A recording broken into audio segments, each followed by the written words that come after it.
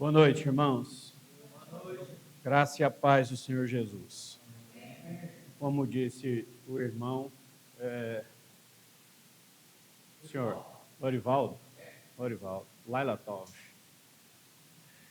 Então, nós vamos falar sobre a prática da célula, né? Infelizmente, agora nós não vamos ter, eu tinha preparado um material para a gente colocar ali, mas agora nós não vamos ter os slides. Então, os irmãos vão ter que ficar me ouvindo. De vez em quando você dá um beliscão em quem está do lado para ninguém dormir. Você não vai ter a imagem para te ajudar, né? Então você vai beliscando o outro aí para ninguém dormir, ficar todo mundo acordado, atento. Amém? Então vamos lá. Primeira coisa, é óbvio, né? O nosso título aqui, só para ficar claro para os irmãos, o capítulo é a prática das células. A gente vai falar a nossa aula hoje é a aula 1. E o nosso tema é a maneira bíblica de nos reunirmos. Amém? Acharam aí na apostila? Sim? Então vamos lá. Primeira coisa importante aqui, para a gente começar, né, a nossa conversa, que hoje vai ser uma conversa mesmo, né, é a gente entender que não existe na Bíblia a palavra célula. Por que não existe? Porque reunir em células não é bíblico? Mas a essência é bíblica. Mas então, por que não tem a palavra célula na Bíblia?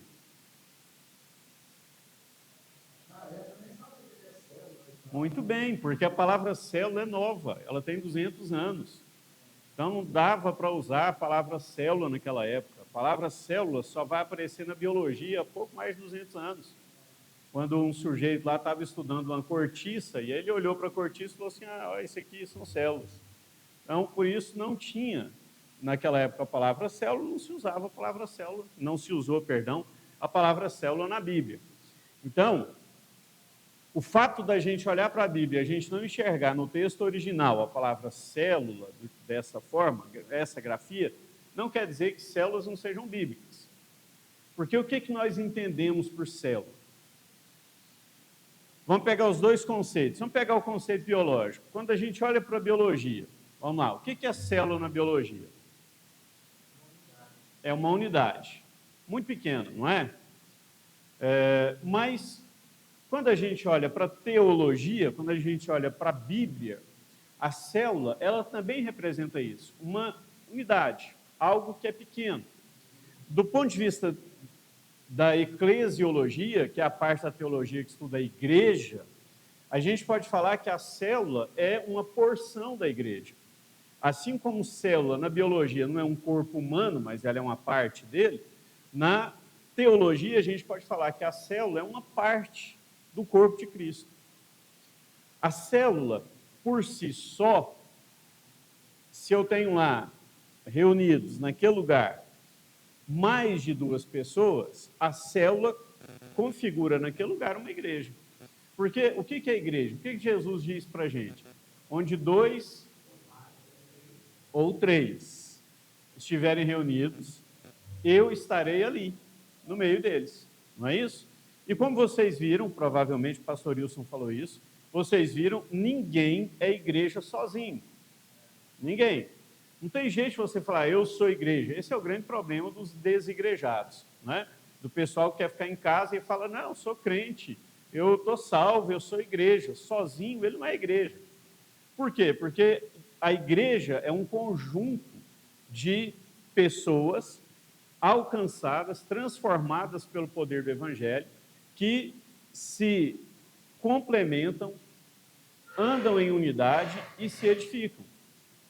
Então, ninguém consegue ser igreja sozinho. O apóstolo Paulo falando a respeito, ele fala assim, operando a vossa salvação uns nos outros. Então, não dá para eu ser igreja sozinho. Como que eu vou operar a salvação que Jesus colocou sobre a minha vida se eu estou sozinho? Se a Bíblia diz que a salvação ela é operada uns nos outros. Se eu sou edificado a partir da comunhão, do convívio com o irmão, com a irmã todos os dias. Então, ninguém é igreja sozinho. Como ninguém é igreja sozinho, se eu tenho um grupo reunido com o propósito de adorar o nome do Senhor, de conhecer o Senhor nós temos de edificar o reino de Deus. Nós temos ali, então, uma parte do corpo. Essa parte do corpo a gente chama de igreja. No original, igreja, a palavra igreja, lá no original, eclesia, literalmente significa assembleia, reunião, ajuntamento. É isso que é igreja. Dá para ter ajuntamento de um só? Não dá. Não tem jeito de você ter ajuntamento de um. Você precisa de ter mais gente. Então, ninguém é igreja só. Mas como que a gente vai, então, fundamentar a célula na Bíblia? O texto que é a visão da nossa igreja. Qual que é a visão da nossa igreja?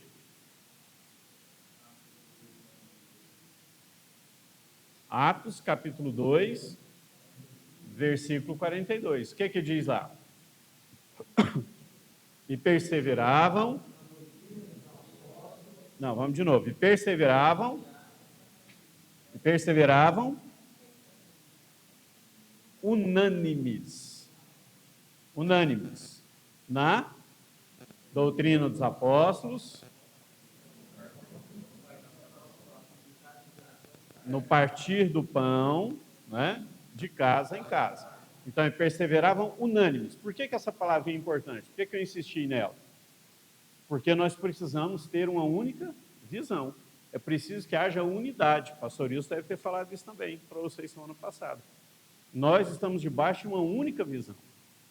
O corpo de Cristo tem uma única visão. Não interessa se você se reúne numa parte do corpo, que nós chamamos de Ministério Vida Cristã, se você se reúne numa outra parte do corpo, que se chama Assembleia de Deus, se você se reúne numa outra parte que se chama Igreja de Cristo, não importa. A visão do Evangelho é só uma. E qual é essa visão? A de que a graça de Deus se manifestou entre os homens, para que todo aquele que nele crê não pereça, mas seja salvo. Essa é a visão do corpo de Cristo. Jesus morreu para salvar um grupo? Não. Jesus morreu para salvar um determinado tipo de um segmento da sociedade? Não. Jesus morreu para formar uma família. Uma família.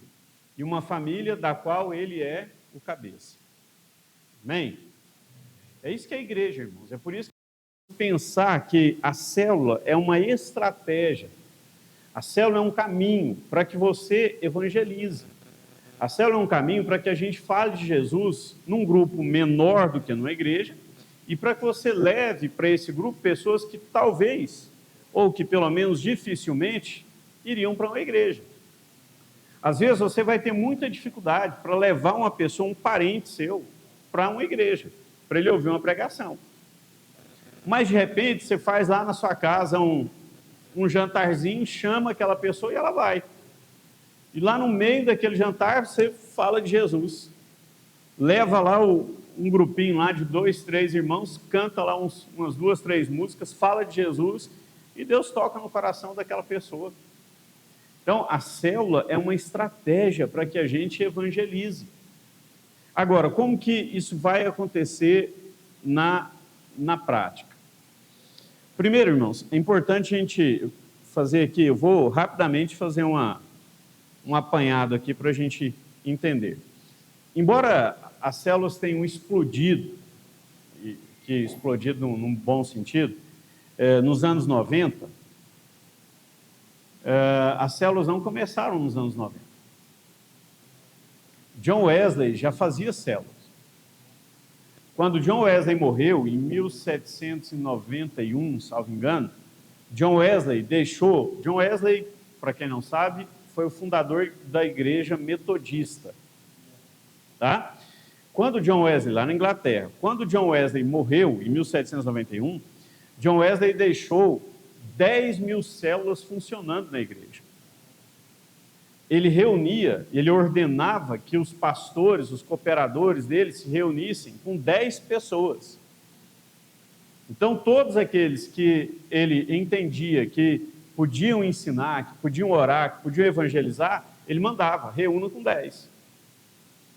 E quando ele morreu, ele tinha 100.000 pessoas nesses grupos de 10. 10.000 células de 10 pessoas. Só que John Wesley morreu em 1791. Menos de 50 anos depois, não tinha mais nenhuma célula. Por quê? Porque eles esqueceram um princípio básico. John Wesley não permitia que as células tivessem mais de 10 pessoas.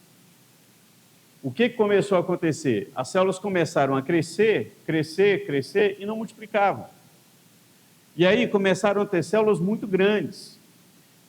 E quando a célula vai crescendo muito, você perde o foco da célula, que é você ter uma comunhão ali mais próxima, ali mais fácil com as pessoas. Se você tiver uma célula de 15 pessoas, já vai ser difícil. Agora imagine uma célula de 50. E aí, como essas células foram crescendo, e ninguém tinha a direção para multiplicarem essas células, a visão celular da igreja metodista acabou.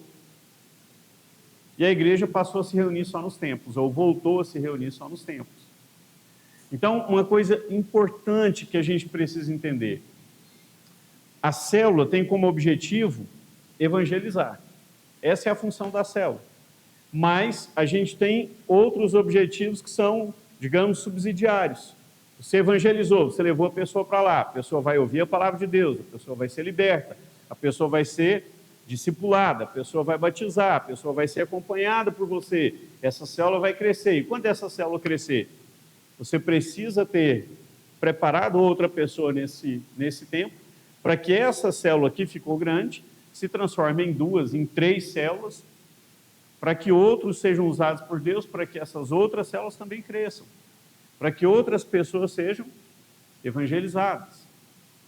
Então, quando você evangeliza e a célula cresce, você precisa entender algumas coisas importantes. Primeiro, normalmente, quem você evangelizou e chegou na célula é uma pessoa que não conhece muito, normalmente, não estou falando que é a regra, que não conhece muito da vida cristã. Ele tem uma ideia de igreja que ele ouviu dos outros. Qual que é a sua primeira função, então, na célula?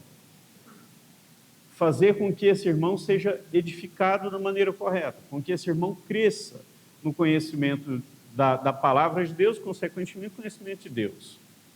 Esses irmãos são fracos, eles vão precisar da sua ajuda. Eles vão precisar que você os auxilie.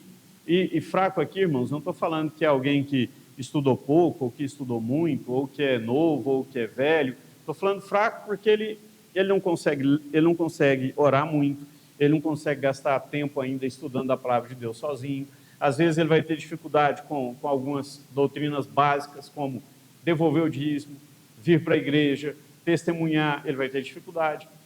E ele vai precisar de quem? De você. Você que é um líder, você que já não é alguém fraco. É você quem vai ajudar essa pessoa. E é interessante a gente também perceber, e nós vamos falar depois dessa outra figura, que é o anfitrião, mas é importante também a gente perceber que a sua função como líder da célula é extremamente importante para que essa pessoa que foi evangelizada não vá embora. O termo que a gente usa, o termo técnico aí usado para isso é consolidar. O que é consolidar? É você pegar um novo convertido e fazer com que esse novo convertido fique firme. Com que esse novo convertido não vá lá na célula, escute uma vez, vá embora e não volte mais. Consolidar literalmente é o que a palavra significa. É você pegar alguém que acabou de chegar e fazer com que ele se torne sólido naquilo que ele acabou de ouvir, naquilo que ele acabou de declarar que acredita. Esse papel, em regra, é um papel do líder, mas ele pode também ser auxiliado pelo anfitrião, ele pode ser auxiliado pelo vice-líder dele, ou co-líder dele. Tá? Então, o fundamento bíblico da célula é exatamente esse. São reuniões simples, reuniões em casa, são reuniões onde nós vamos valorizar a comunhão, vamos valorizar a oração, o ensino da palavra, mas principalmente vamos valorizar o evangelismo. Quem não conhecia Jesus e a gente trouxe para aquele lugar, evangelizou ali, falou de Jesus para ele, vamos auxiliar, vamos ajudar essa pessoa a dar esses primeiros passos. Amém? Amém. Bom, é importante também a gente pensar que quem mudou essa maneira de reunir não foi o Espírito Santo.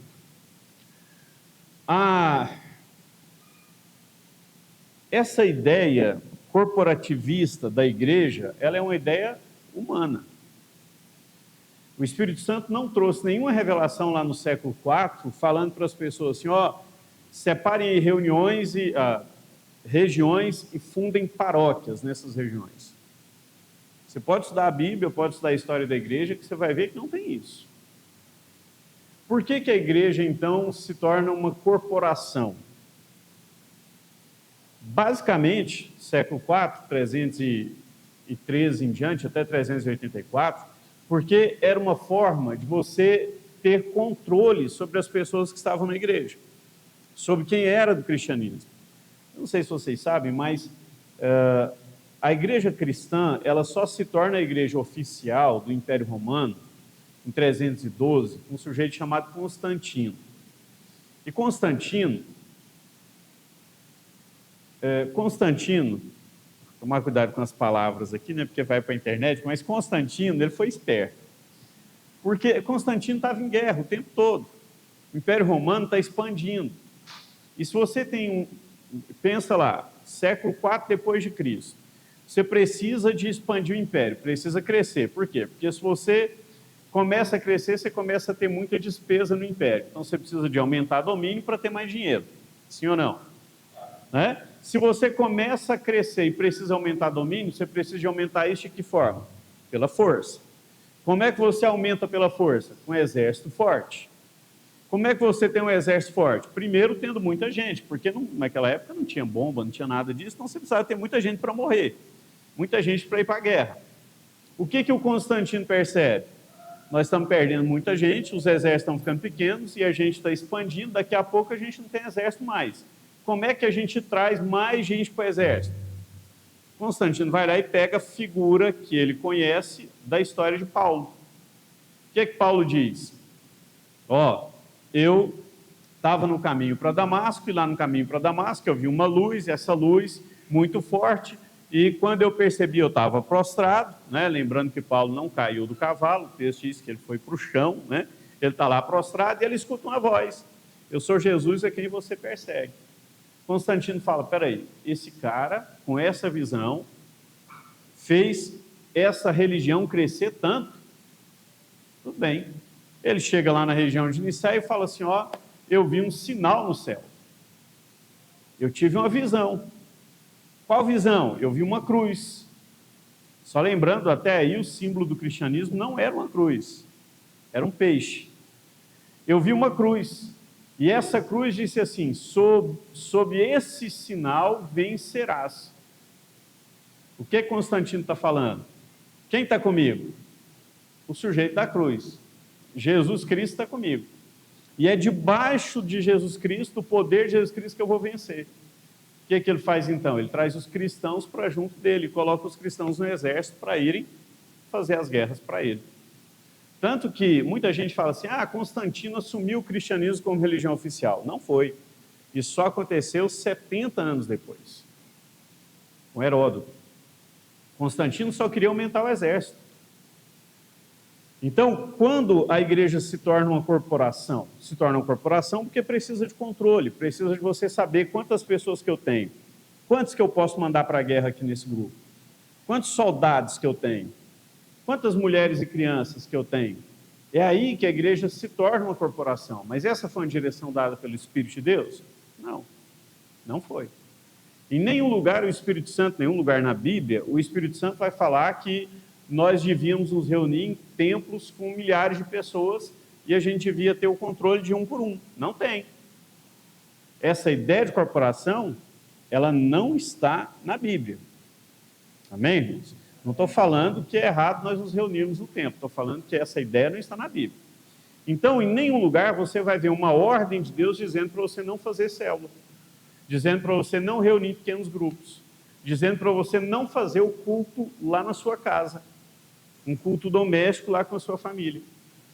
Aliás, em 1557, salvo engano, foi isso mesmo, um dos principais pontos pregados pelos primeiros protestantes que chegaram no Brasil era do culto no lar.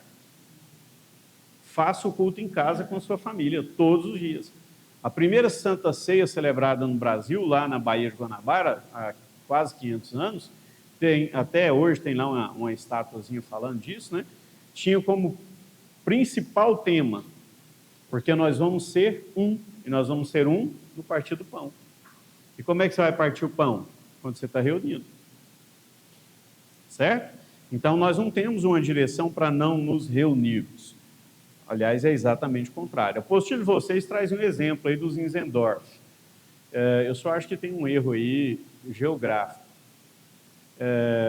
Eles dizem aí que há três séculos, e cronológico também, 3 séculos, Zinzendorf se reuniu com um povo, chamou um povo para ir para uma região na Boêmia, né, ali perto onde hoje é a Alemanha, e eles começam ali a praticar a vida comum da igreja. Reuniam, oravam ali juntos, oravam nas casas, partilhavam a palavra nas casas, e essas reuniões acabaram sendo um avanço na restauração do modelo da igreja primitiva. Só que o grande foco daquele avivamento, eu não sei se os irmãos conhecem a história, mas começa com os irmãos morávios, né? O grande foco daquele avivamento foi a oração, o ensino da palavra e o evangelismo. Em todas as reuniões, eles tinham esse foco. Tanto que as reuniões de oração, eles tinham lá um relógio de oração, uma torre de oração, onde havia oração 24 horas por dia. Essa torre, ela funcionou por 100 anos. Toda a primeira, segunda, terceira geração já havia morrido e eles continuavam reunindo 24 horas por dia para orar. O grande foco daquele avivamento foi a oração. Foi voltar para as práticas da igreja primitiva. E junto com a oração, o ensino da palavra. E quando as pessoas se reuniam, oravam e aprendiam a palavra em grupos pequenos, eles eram incentivados a saírem e a pregarem a palavra, a pregarem o evangelho, a evangelizarem. A gente tem histórias tremendas desse grupo, de pessoas que se venderam como escravos para evangelizarem outros na Argélia, por exemplo. Desistiram da família, deixaram a família, se venderam, porque queriam ir evangelizar, e o dono lá do lugar falou assim: não, ninguém vai lá falar de Deus. E eles falaram: então tudo bem, então a gente vai como escravos. E foram vendidos como escravos para evangelizarem. A igreja hoje na Argélia só existe por causa desses irmãos. Então, embora Zinzendorf ele não tenha focado em células, ele não tenha falado, né, para se reunir em células, não tenha falado para se reunir em pequeno grupo, mas ele trouxe de volta uma prática que era da igreja primitiva. Reúne em casa, ora, parte o pão, medita na palavra e evangeliza. Reúne num grupo pequeno, medita na palavra de Deus, ora a respeito disso, parte o pão juntos, tenham comunhão juntos e prega a palavra. E, infelizmente, irmãos, a gente foi perdendo isso com o tempo. E hoje, eu não vou dizer que é impossível, mas é muito difícil uma igreja muito grande edificar todas as pessoas que estão ali. Pode ser que algumas consigam, mas eu penso que deve ser muito difícil. Por quê? Porque você, numa igreja grande, numa igreja que tem, vamos pegar aqui a igreja lá do Bill Hybels, por exemplo, você reúne lá 20 mil pessoas. Você pode entrar e sair daquela igreja 50 anos e ninguém ficar sabendo seu nome. Não tem jeito. Não tem jeito. Ah, mas eu fui 50 anos para a igreja, eu fui edificado. Será? Você foi 50 anos para a igreja e ouviu pregações. Provavelmente a sua prática de vida foi transformada.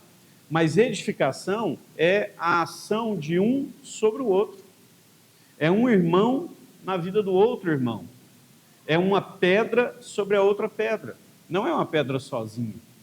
É uma pedra que vai sendo transformada, que vai sendo burilada, vai sendo os pedacinhos ali, as arestazinhas aparadas, até que ela possa ser colocada no lugar em que Deus a fez para que ela ficasse. Então, é difícil que haja edificação numa igreja muito grande. É difícil. Por isso, muitas pessoas, e a Bíblia nos diz isso, né? Muitas pessoas estão aí com muito tempo de igreja e ainda são fracos. São meninos. Não foram edificados. Não foram edificados, por quê? Por um problema na forma com que essa igreja se reúne. A gente pode ter uma reunião grande por semana, com 10 mil, com 20 mil, com 100 mil pessoas, nenhum problema. Mas o fato de você participar uma vez por semana de uma reunião com 50 mil pessoas não quer dizer que você vai ser edificado. É importante que você tenha vida de igreja. E vida de igreja a gente só consegue reunindo uns com os outros. Praticando a palavra uns com os outros. Amém? Essa ideia de reunir num grupo muito grande é uma ideia secular. É uma ideia que começa com o povo grego, né? Lá com os grandes anfiteatros. Quando havia naquela época uma necessidade de você fazer uma decisão de alguma coisa, tomar ali uma decisão de alguma coisa, ou de apresentar alguma coisa, normalmente isso era feito no anfiteatro, reunia muita gente e você falava com muita gente de uma maneira mais fácil. Agora, quando você fala com um grupo muito grande, e já vi várias vezes o pastor Maicon tomando esse cuidado aqui, quando você fala com um grupo muito grande, ainda que a sua mensagem seja pequena, você tem também um risco muito grande de que muita gente não entenda o que você falou. E aí, você precisa ficar repetindo isso. Mas não é o fato de você repetir que garante que todo mundo entendeu. Agora, quando você tem um grupo pequeno, quando você reúne com uma quantidade menor de pessoas, você tem a oportunidade de falar o que você tem que falar e de permitir que essas pessoas participem, façam perguntas, questionem, até que não haja mais dúvidas. Então, a edificação do corpo, se a gente for olhar para a maneira do mundo, a maneira natural, ela não tem uma eficácia muito grande. Mas quando a gente reúne, da forma que a gente está aqui pensando, em grupos pequenos, um olhando para o outro, um conversando com o outro, um ajudando o outro, um orando pelo outro, essa edificação é muito mais eficaz. Ela é muito mais prática. Então, não é só em grandes ajuntamentos que Deus vai falar. Deus vai falar onde 2 ou 3 estiverem reunidos. Deus vai falar onde nós tivermos um grupo ali reunido para ouvir a voz de Deus. Então, de novo, né, deixando claro, eu não sou contra grandes reuniões, mas é importante a gente entender que, para edificação, grupos pequenos são mais eficientes do que grandes reuniões. Amém? Uma coisa que eu via muito, os irmãos aí que são mais antigos na fé vão lembrar, no final dos anos 80, aqui em Goiânia foi um celeiro do avivamento no Brasil. O Brasil ele teve várias ondas de avivamento até agora, várias. Uma dessas ondas começou, obrigado meu irmão, uma dessas ondas começou no Rio de Janeiro, com um grupo que depois acabou virando vários grupos, que era o grupo da antiga Casa da Bênção, lá no Rio de Janeiro, anos 80. Aí, inclusive, desse grupo foi que surgiram vários nomes que a gente tem aí hoje. Vamos pensar em outro exemplo, mas tudo bem. Fernanda Brum, por exemplo. Fernanda Brum, o berço da Fernanda Brum é o movimento da Casa da Bênção. A avó dela era uma crente naquele estilo lá da Casa da Bênção. A própria bispa Sônia, é desse grupo, né? Ela começa na igreja tradicional, presbiteriana, o avô dela, salvo engano, e depois ela acaba indo para um grupo pentecostal. Esses grupos, esse avivamento que foi produzido por esses grupos, ele começou a caminhar no Brasil. E Goiânia foi um desses polos de avivamento. A gente teve reuniões aqui em Goiânia, no ginásio Rio Vermelho, né, em que você tinha aquele ginásio lotado de gente e um mover tremendo de Deus, tremendo. O famoso movimento daquela época, né, dos dentes de ouro, né, não sei se alguém aqui se lembra disso, mas lembra. Então, passou por Goiânia e, naquela época, produziu um avivamento em Goiânia. Foi desse grupo, desse avivamento, que surgiram outros, como, por exemplo, o Ministério Koinonia. Foi desse grupo que surgiu Ludmila Ferber. Foi desse grupo que surgiu Kleber Lucas. Foi desse grupo que surgiu a Igreja Fonte da Vida, a Igreja Sara Nossa Terra, que era na época a Igreja Comunidade Cristã Evangélica, né, lá na rua 72, né, no centro. E era um mover tremendo, tremendo, com muitos sinais, com muitas maravilhas, muitos milagres mesmo. Às vezes, um culto no domingo não dava, passaram para 2 não dava, para 3 não dava, as calçadas ficavam cheias, e tinha um grande mover de Deus. Então, Goiânia foi um polo de avivamento.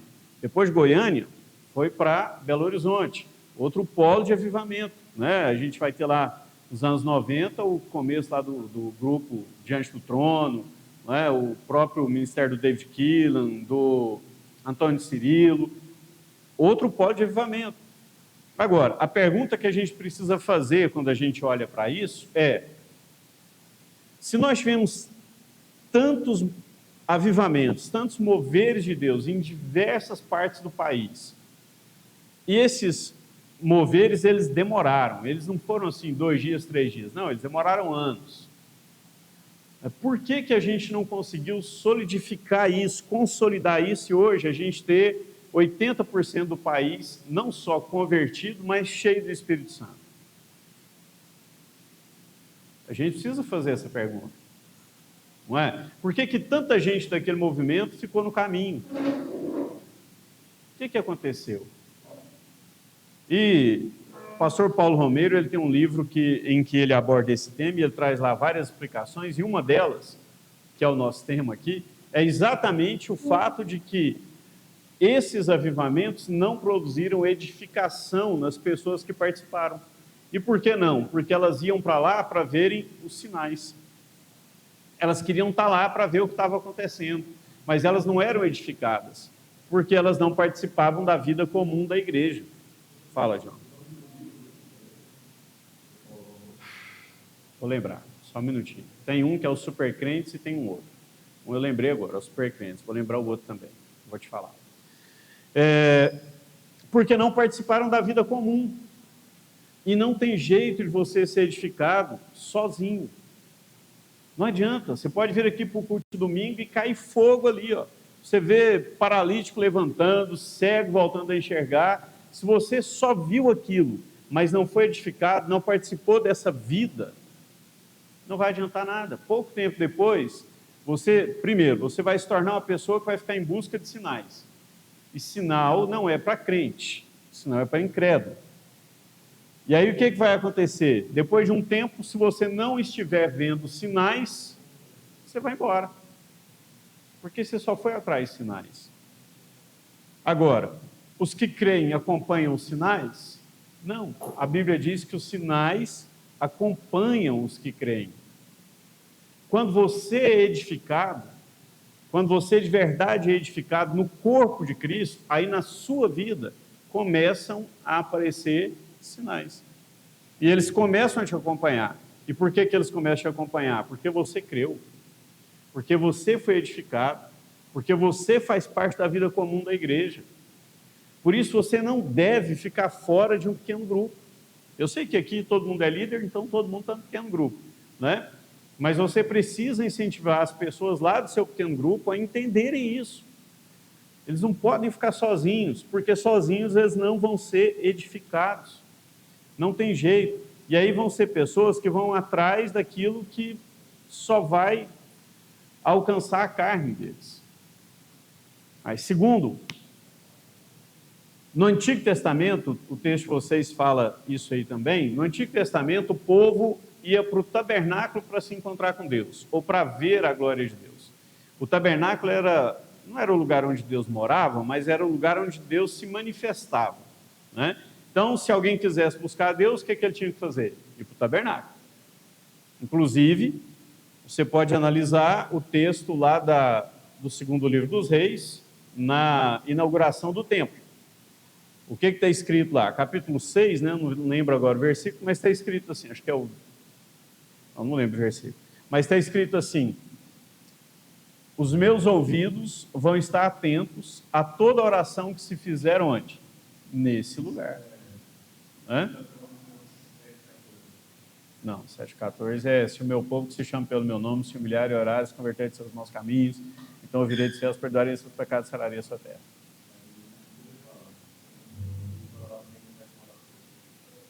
É lá na inauguração do templo. Depois a gente acha o texto lá. Mas é isso, pode acreditar que está lá. Então, assim, e aí o que as pessoas pensam? A oração que Deus vai ouvir é a oração que é feita onde? No templo. E qual é o templo que Deus está olhando e os ouvidos de Deus estão atentos hoje para a oração que está sendo feita? É aquele templo?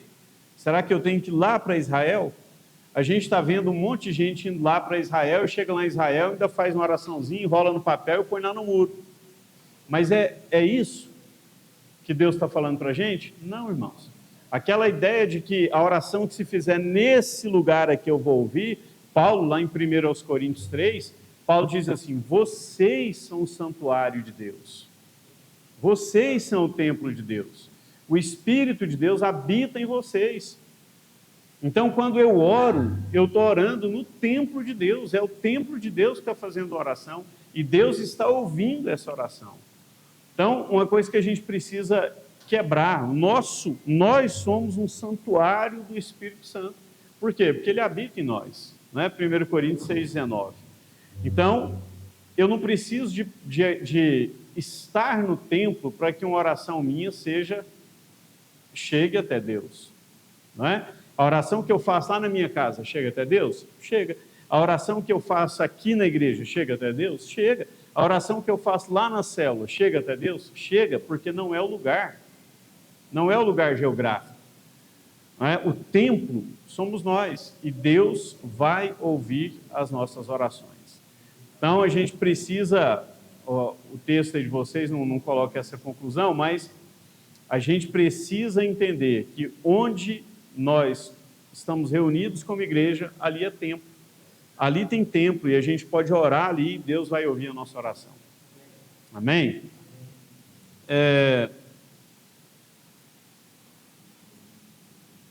A apostila fala aí um pouquinho de Constantino e fala aí quando Constantino se tornou cristão, houve uma grande mudança da adoração subterrânea nas catacumbas e das igrejas nas casas para as catedrais. É o que eu disse antes, né? Eu não tinha chegado aqui ainda, mas é o que eu disse antes. Agora, o que a gente entende, a gente precisa de voltar a praticar, é exatamente essa ideia. A ideia de que lá na minha casa, se tem 2 ou 3 reunidos, eu tenho uma igreja. Lá na minha empresa, se tem 2 ou 3 reunidos, eu tenho uma igreja. Reunidos no nome dele, eu tenho uma igreja. Lá na minha escola, lá na minha faculdade, se tem 2 ou 3 reunidos, eu tenho uma igreja. Eu não preciso estar numa catedral, eu não preciso estar num templo bonito, numa igreja bonita, grande. Não, onde 2 ou 3 estão reunidos, Jesus está no meio deles, e se Jesus está no meio deles, ali é uma porção da igreja.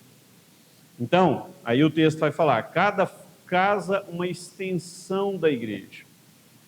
Quando nós vemos lá a palavra de Deus sendo pregada de casa em casa, a ideia que tem ali, a palavra oikos, né, que é usada lá no texto grego, ela literalmente significa as casas do lugar. Ou seja, ninguém era preterido. Não havia, ninguém chegava, por exemplo, lá na casa do Cristiano e falava assim: Cristiano, A gente queria reunir aqui para partir o pão, para orar, para compartilhar da palavra. Mas, Cristiano, tem 10 critérios aqui que você precisa seguir para a gente reunir aqui. Não tinha isso. Então, essa é a ideia, né, que nós tivemos aqui há algum tempo, né, das casas de paz, né, que a gente começou a fazer, aliás, há algum tempo, das casas de paz. Você vai a uma casa e vai falar para aquela pessoa: eu posso orar aqui? Posso orar por você? E se a pessoa quiser, você pode falar para ela depois: a gente pode reunir aqui uma vez por semana para orar, para estudar um texto da Bíblia com você? A gente perde muito, irmãos, na minha opinião, em evangelismo para o pessoal testemunho de Jeová. Sim ou não? Sim. Quem aqui que não teve ainda, né, pelo menos, se não a visita, mas pelo menos a campainha acionada por alguns deles no sábado? Não é? Ou no domingo. Eles estão lá. Estão lá. E se você chega lá para atendê-los, o que eles falam? Eles te entregam lá um folheto, né, ou uma revistinha e falam: a gente está aqui, o que você acha disso? Está todo mundo treinado para fazer a mesma pergunta, né? O que você acha disso? E aí eles vão te escutar, mas independente também do que você falar, eles vão pegar a apostilinha deles lá, a revistinha, vão abrir e vão falar assim: olha aqui, tá vendo? Isso aqui está na Bíblia. Então, tá, eu vou deixar com você para você estudar. Aqui tem o endereço, vai lá visitar a gente. Eles fazem isso. A gente perdeu isso, né? Nós, evangélicos, nós perdemos isso. A gente não tem mais esse hábito de evangelizar, de sair evangelizando de casa em casa. Por quê? Porque nós perdemos essa noção de que cada casa pode ser uma extensão da igreja. Não é? Então, primeiro, nós precisamos crer que a casa de cada crente é uma porta que Deus está abrindo para que a igreja se reúna. Eu não tenho anfitrião, pastor. Ninguém quer abrir a casa dele para eu reunir. Faz na sua casa. Começa a fazer na sua casa. Mas a minha casa é muito longe. A minha casa, por exemplo, fica 13 quilômetros da congregação que eu pastoreio. Então, é difícil para eu abrir uma célula lá em casa e eu levar a gente para a célula lá em casa, e da célula lá de casa eu convencer as pessoas a irem lá para a congregação que está a 13 quilômetros de distância. Mas nós temos as células funcionando. Então, o que eu sempre cobro? Que eu estou andando nas células lá e estou sempre falando: convida seu vizinho. Vai lá. Aí uma coisa que a gente tem dificuldade para quebrar na nossa cabeça. Os irmãos até têm boa intenção, eles vão lá convidar. Aí ele bate lá na porta do vizinho e ele faz o que os testemunhos de Jeová estão fazendo. Aí ele chega lá e fala: tem uma reunião lá em casa para a gente ler a Bíblia, orar, vai lá, é tal dia, tal horário, vai lá. Aí a resposta é positiva? Quase nunca. Quase nunca. As pessoas não vão. E eu tenho falado: irmãos, faz o seguinte, vai lá. Você conhece seu vizinho? Conhece? Conheço. Sabe o que ele está passando aí? Você tem observado? Tenho. Vai lá, ora com ele. Chega lá, ora com ele. Falou: eu vi aí que vocês, né, aconteceu isso e tal. Posso orar com você? Ora com ele. Dá testemunho para ele. Né? Deixa ele perceber que você está se importando com o que ele está vivendo. Se você fizer isso 2, 3 vezes, que seja uma vez por semana, eu duvido que lá na 4ª vez que você chegar lá e falar assim: vamos lá em casa hoje à noite para a gente orar, para a gente lanchar juntos, para a gente cantar um pouco. Eu duvido que ele não apareça. Agora, quando você vai e quer fazer com que ele vá para a sua casa já direto, para ir orar, para ir ler Bíblia, ele não sabe o que é isso. Ele não vai. Né? Então, nós precisamos entender: cada casa é uma extensão da igreja. O pastor Wilson fala uma coisa para a gente, que não é uma coisa fácil, mas ele fala assim: reúne a célula, fica num lugar 3 meses, se naquele lugar não teve crescimento, vai para outro. Às vezes, para a casa de outro, da mesma célula, mas reúne na casa do outro. Porque senão você corre o risco de ficar reunido muito tempo no mesmo lugar e aquilo virar só uma reunião e deixar de ser célula, porque ninguém está convertendo, não está evangelizando ninguém. Então, se você fica um ano reunindo no mesmo lugar e um ano tem só as mesmas pessoas, perdeu o sentido de ser célula, porque não está evangelizando. E aí, às vezes, você precisa mudar, né? Há pouco tempo lá na igreja eu mudei, a gente estava reunindo na casa do irmão e ele, assim, muita boa vontade, chamava os vizinhos, convidava as pessoas, ia e tal, mas ninguém ia. Uma única vez, duas vizinhas foram, elas estavam lá com a parente delas lá com câncer, aí foram lá para a gente orar. Mas não iam, não firmavam. Aí depois de um tempo, eu falei, vamos fazer o seguinte, vamos pegar a célula e levar lá para a casa do irmão fulano, que está aqui participando com a gente. Pode ser? Pode, minha casa está aberta. Pode ser para o senhor? Pode, então vamos para lá. E fomos para outro lugar. E lá nesse outro lugar, outras pessoas novas começaram a aparecer. Então, se a gente fica lá no primeiro lugar, a gente ia ficar lá 10 anos com 4 pessoas, com 5 pessoas. Que a gente precisa entender que a célula é uma extensão da igreja e um dos propósitos, ou o principal propósito dela, é evangelismo. Então, se você não dá... Fala, irmão, pode falar.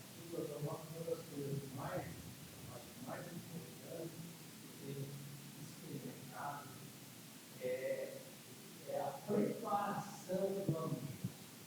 Que eu vou dizer o seguinte: se desde o início, quando o dia começou, a quarta-feira, desde o dia que começou, aquela casa, uma casa de ambiente de oração, de louvor e de jejum, as coisas começam a ter um espiritual. E muitas vezes a força do homem é muito pequena. A força do Espírito Santo, a pequena força do homem produz um trabalho muito grande. Então, assim, eu tenho experimentado, vivenciado, que é mais importante preparar o ambiente para que o Espírito Santo esteja lá, esteja trabalhando, do que toda a coisa que eu possa fazer. Porque o meu conhecimento, eu posso até convidar pessoas. Esse Espírito Santo não estiver trabalhando, é uma visão que eu tenho de realmente. Nós já tentamos em outras células, essa visão de vida, e aconteceu a mesma coisa. Tá? Vamos orar para a pessoa, Ninguém aparece. Porque o que acontece? A pessoa está disposta, desde a época de Jesus, está disposta a receber algo gratuito. O coração é gratuito. Mas seguir um caminho já é, mas você vai gastar suor, vai ter comprometimento, tem uma certa frequência. Então, eu vou falar para ele. Precisa de disciplina, né? Se Jesus ficasse 10 anos lá, provavelmente ia ter esse negócio, né? As pessoas teriam dito por quê?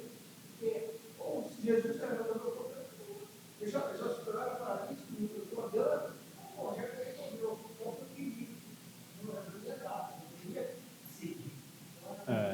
O pastor Paulo, lá da Batista Central de Belo Horizonte, não sei se vocês conhecem a história deles lá, mas eles começaram lá, eles foram durante muitos anos uma igreja de 200 membros.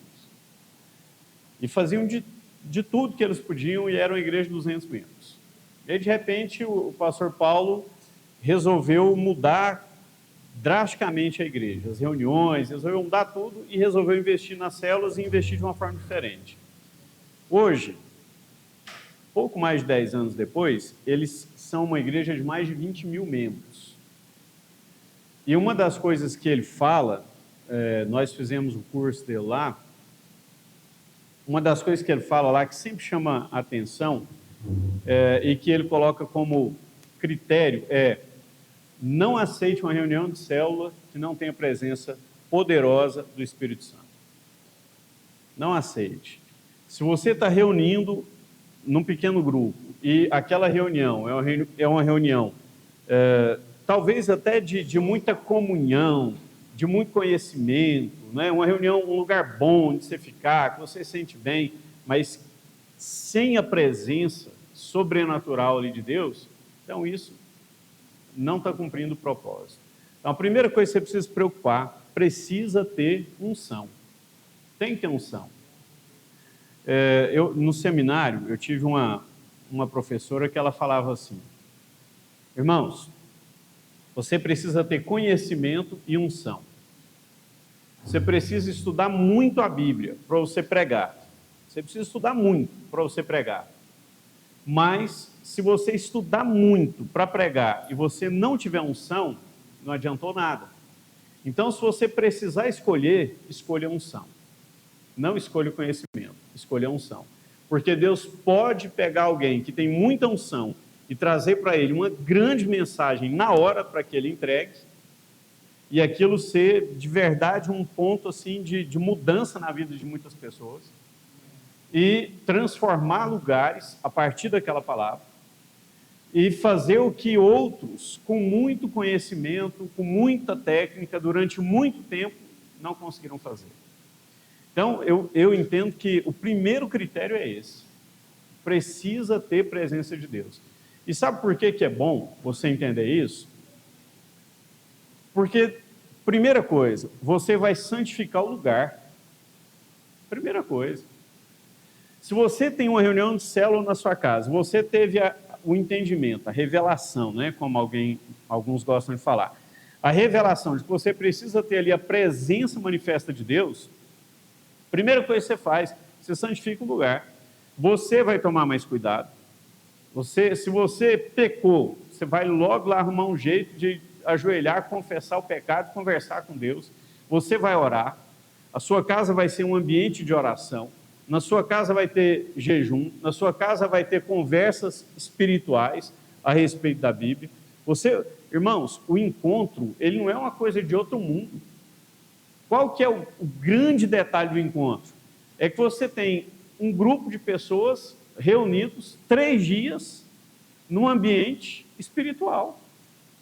Num ambiente em que você está falando de Deus, que você está orando, que você está louvando, que você está buscando a presença de Deus. Por que o encontro transforma as vidas? Porque o ambiente está ali para isso.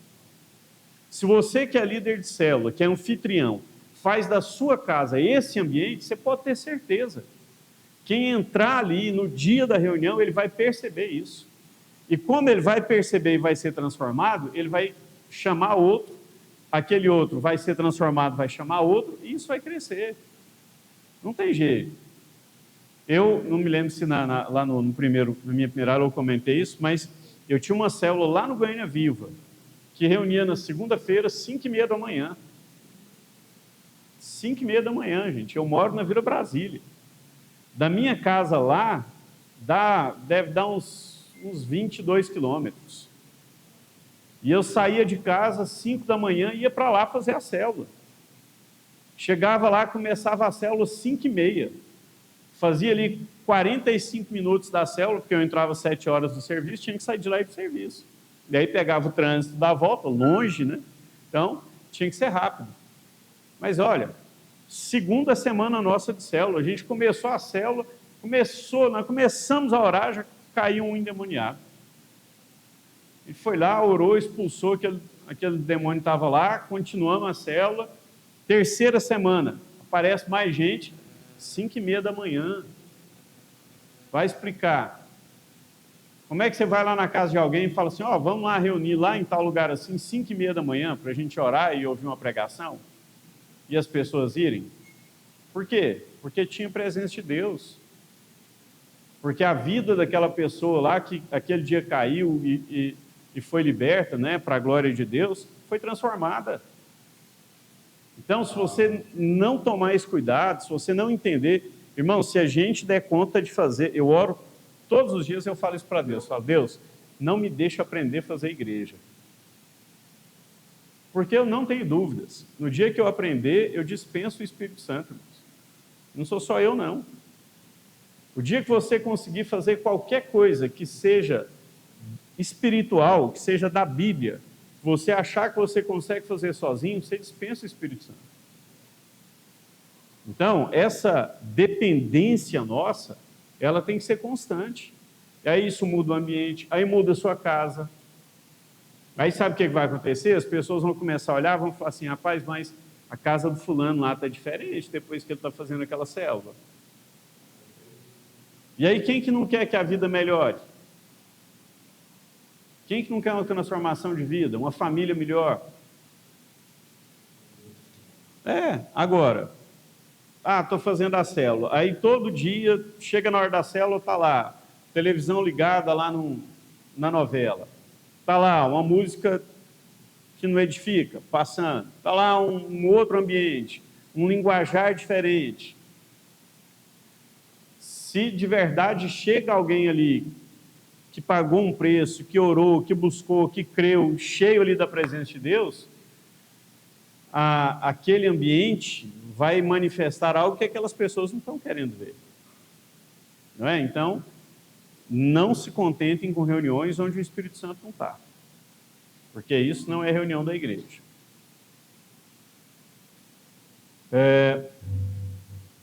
Nosso tempo está acabando, né, Rafael?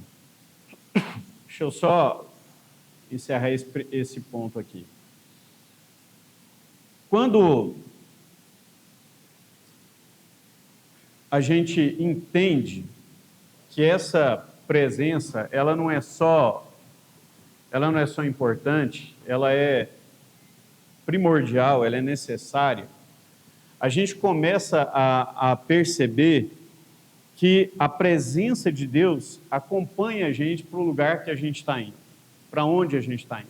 Eu gosto muito da história do Bill Hybels, apesar de no fim aí ter uns problemas, mas eu gosto muito. Não sei se vocês sabem, mas a igreja deles, durante muito tempo, a Willow, durante muito tempo ela não teve um lugar fixo. Ela se reunia num lugar, aí na outra semana ela se reunia em outro lugar. E eles ficaram durante uns 3 anos mudando o lugar de reunião, constantemente. E por que eles faziam isso? Porque eles não queriam colocar na cabeça das pessoas a ideia de que a presença de Deus estava vinculada a um lugar físico. Então eles mudavam o lugar. E é lógico, né? Tinha uma estratégia por trás também, que era a estratégia de marketing, né? Por quê? Porque se você foi e gostou da reunião, para você descobrir onde vai ser a próxima reunião, você tem que participar da vida da igreja durante a semana, senão você não fica sabendo onde vai ser. Entendeu? Quando você reúne todo domingo no mesmo lugar, a pessoa, vamos pegar a nossa igreja de exemplo, a pessoa vem aqui no domingo, participa do culto, ela vai embora. Onde vai ser o próximo culto? No próximo domingo? Aqui, ela já sabe. Agora, o que eles fizeram lá no começo? Essa semana o culto foi aqui. Onde vai ser o culto semana que vem? A gente não sabe. Então nós vamos reunir nas casas, nós vamos orar, nós vamos reunir no parque. Eles reuniam muito no parque. Vamos reunir no parque, vamos orar. E aí no sábado a gente decide onde vai ser o próximo culto. Aí eles iam lá, um grupo, alugavam um lugar, um galpão. Não contava isso. Quando era na sexta-feira, no sábado, eles falavam, próxima reunião nossa é lá em tal lugar. Aí, quem participou da vida da igreja na semana, estava lá. E isso foi fazendo as pessoas terem vontade de ficar o quê? Juntas. De se reunirem durante a semana. De terem vida juntas. De serem edificadas. Por isso, num tempo tão pequeno, eles chegaram em 50 mil membros. Não é? Então, eu quero te dizer que Deus tem coisas tremendas, fantásticas para a nossa vida. É por isso que chama mover. Sim, mas a ideia deles lá, a justificativa deles bíblica, era de que a nuvem andava. A frase era isso. Eles sempre falavam isso, né? The clouds move, sempre. Há um mover da nuvem. Se você não está debaixo da nuvem, você não vai saber qual que é o mover. E as pessoas queriam estar debaixo. Por quê? Por isso que o irmão comentou. Porque elas reuniam hoje e tinha unção. Aí elas não queriam ficar fora. Mas como que elas iam continuar? Se reunindo durante a semana. Não é? Agora, vamos voltar lá no começo da conversa. Se elas se reunissem hoje e não tivessem unção, elas iam querer reunir durante a semana? Está vendo o tanto que é importante? Você líder, precisa ter uma vida de oração. Precisa ter uma vida de presença de Deus, para que na sua célula as pessoas sejam edificadas pela presença do Espírito Santo.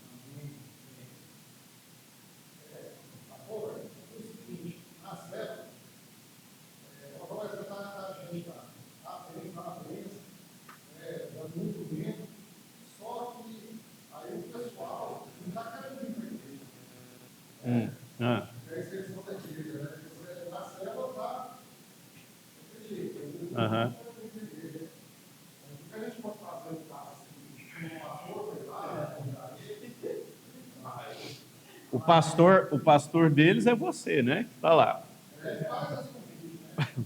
Sim.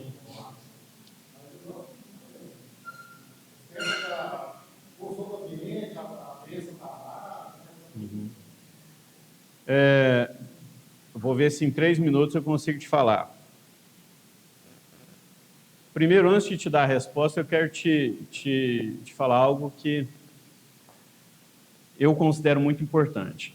Como a gente não tem um seminário formal, né, aqui na igreja, a gente não estuda teologia pastoral, que é algo, na minha opinião, extremamente importante.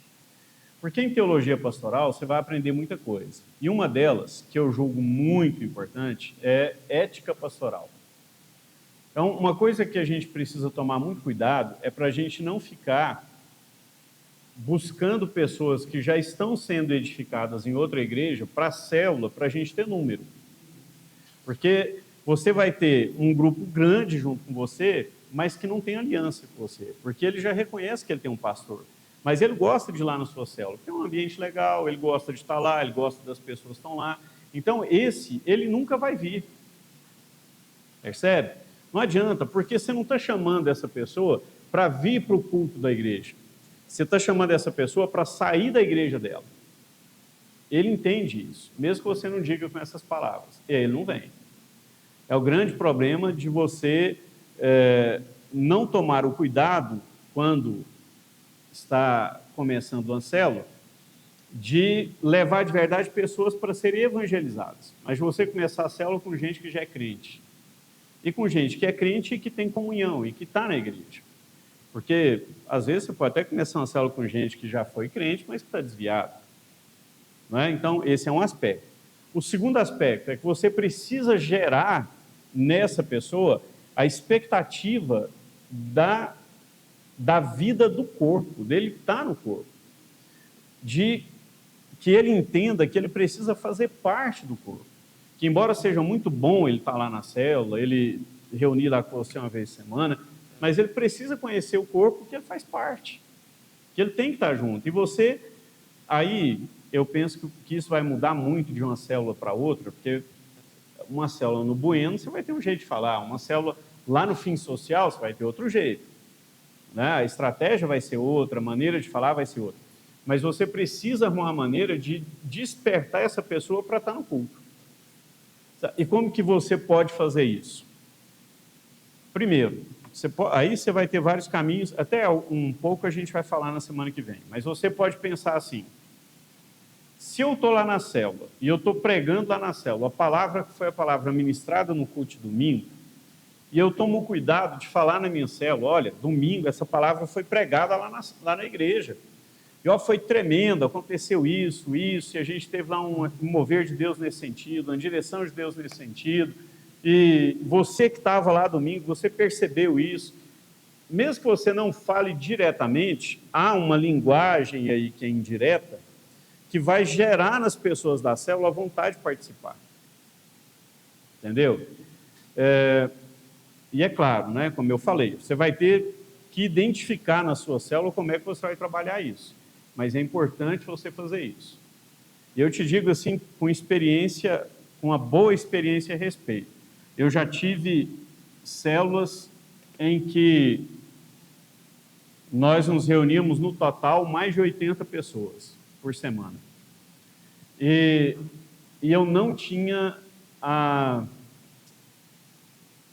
acho que era coragem mesmo, de trazer todas essas pessoas para estarem comigo na minha igreja. O Jonathan lembra de uma época dessa, embora ele já seja bem mais recente, mas ele lembra disso.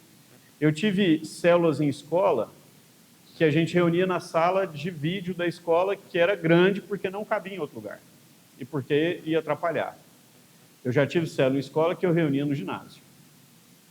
Mas eu, por uma questão de ética, lá uma ética profissional, eu não trazia esse pessoal para junto de mim.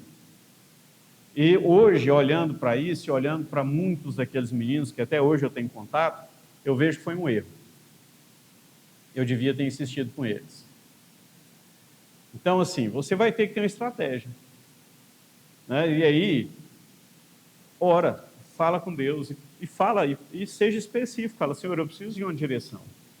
Eu não quero que esse povo se perca. Como é que eu vou fazer esse povo ser de verdade consolidado lá na igreja? Me dá uma direção. Porque às vezes você só ficar falando, vai lá, vai lá, vai lá, o cara não vem, e daqui a pouco ele acaba espanando com você. Né? Mas tenta, é assim, porque ninguém quer ser pressionado. E se você ficar falando demais, ele vai sentir que você está pressionando para que ele venha. Então gera nele a vontade de participar sem que ele perceba. Daqui a pouco ele quer vir. E aí ele está te perguntando como fazer. Amém? Irmãos, novamente eu quero pedir perdão para os irmãos. Eu não projetei o material aqui porque eu projetei o material da aula passada, né, que foi o Fábio entendeu e me passou. Mas semana que vem eu trago um outro material, a gente projeta e vai seguindo aqui nos slides. Tá? Obrigado pela paciência. Eu queria... a gente pode elaborar, né, a pergunta.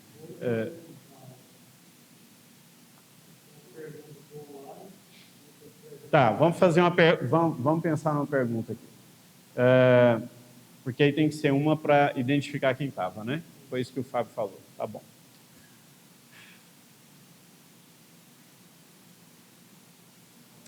Por que a igreja se tornou corporativa?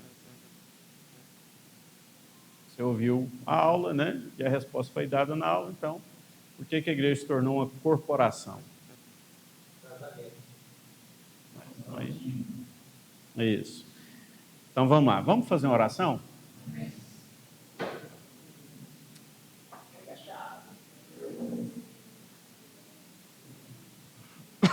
Amém.